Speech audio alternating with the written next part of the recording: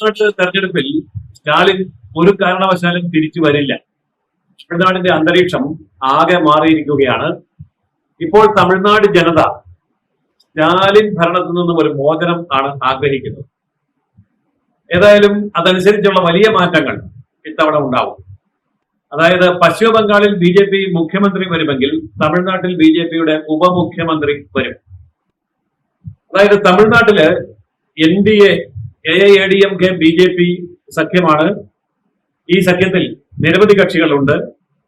മറുവശത്ത് DMKയുടെ secular progressive alliance ഏതാണ്ട് 2 ഡസനോളം പാർട്ടികളുണ്ട്. എന്നാൽ തമിഴ്നാട് മുഴുവൻ ഇന്ന് അലയടിക്കുന്ന വികാരം DMK വിരുദ്ധമായിട്ടുള്ള ഒരു വികാരമാണ്. ഇത് കേവലം ഒരു ആന്റി ഇൻകംബൻസി ഫാക്ടർ അല്ല. അതായത് കേരളത്തിലെ പിണറായി വിജയന്റെ ദുർഭരണം പോലെ തന്നെ അതിഭീകരമായിട്ടുള്ള ഒരു ഭരണമായിരുന്നു തമിഴ്നാട്ടിലും അരങ്ങേറിയത്. അതുകൊണ്ട് തമിഴ്നാട് ജനത ഇത്തവണ NDA സഖ്യത്തിന് അനുകൂലമായി വോട്ട് രേഖപ്പെടുത്തും. പളനിസ്വാമി മുഖ്യമന്ത്രിയാവും. BJPക്ക് ഉപമുഖ്യമന്ത്രി സ്ഥാനമുണ്ടായിരിക്കും.